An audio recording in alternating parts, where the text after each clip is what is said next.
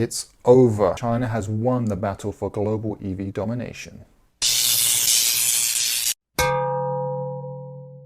Hey everyone, and welcome back to another episode of the China EV Show. I'm your host Toby, as usual, and today we have some groundbreaking news. So we already know that China was a leader in terms of EVs. Well, now it seems like they've taken an even bigger step ahead in the electric vehicle battle, and we've witnessed a significant shift, a watershed moment in the global automotive industry. That's right, Western legacy brands are now turning to Chinese EV brands for help with the next generation of their electric vehicles. It's a game changer, so let's take a closer look. First, Mercedes-Benz doubles down on its commitment to electric efforts in China, and we see its JV with BYD Denza is also gaining speed after the launch of their second vehicle. Next, it was Audi's turn to approach SAIC about the purchase of one of its EV platforms for use with its brand and its future EVs. Now, Volkswagen Group has announced a $700 million partnership with pure EV startup Xpeng, acquiring just under 5% of the company. It's clear to see that brands are finally willing to admit their shortcomings and to realize the importance of investing more in China and teaming up with homegrown brands to better understand consumer needs and improve their electric vehicle offering. It's very clear that China's growing electric vehicle market is setting the standard for the future, and these legacy brands want to be part of the game, not just be watching it from the sidelines.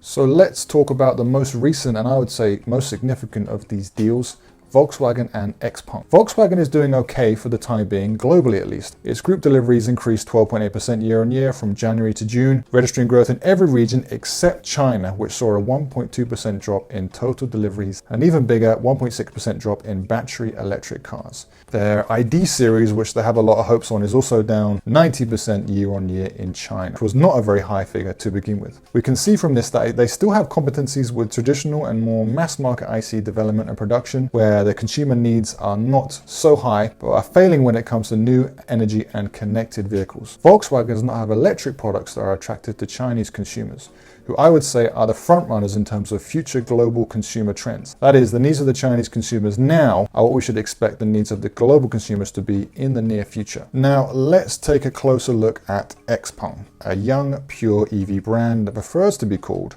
a technology company, not a car company. At first, I thought this was just a gimmick, a technology company that sells cars. But as their autonomous functions mature, I'm starting to believe this more and more each day. Xiaopeng's technology and user experience are becoming major selling points for their products, and it seems that their vision of being a tech company really is coming true. If we take a look at their latest model, the Xiaopeng G6, it's off to a strong start, receiving an impressive number of deposits, allegedly 30,000 within just a few days of it beginning sales. You can see my previous video for more information on the G6.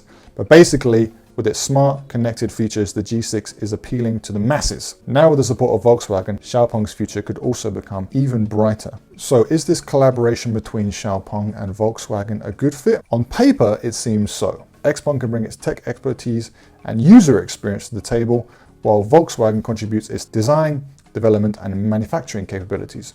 With two vehicles already planned to test this partnership, I think we should all look forward to seeing the results. The partnership could also help strengthen Xiaopeng's reputation in Europe, where they've been facing some challenges. It could be a win-win for both parties, and the stock market has already reacted positively to this news, with Xiaopeng stock skyrocketing during trading. Could this be the push that helps Chinese domestic brands truly go global? While many have been trying, they have yet to see any real success overseas, especially in Europe. As we witness this trend of foreign automakers collaborating more closely with Chinese EV brands, it's evident that the expertise and knowledge of these local players are invaluable. Global automakers are turning to China to fill in the areas where they are struggling to keep up. And this support from legacy brands could be the difference that keeps struggling Chinese EV brands afloat in the highly competitive market. That's all for today's episode of the China EV Show. What are your thoughts on this collaboration between Xpeng and Volkswagen? Do you think other brands will follow? And if so, which brands do you think will be next to partner with a homegrown Chinese EV brand? Make sure you leave your comments below and subscribe and hit the like button so you don't miss out on the next episode of the China EV Show. I've been Toby, and I'll see you next time.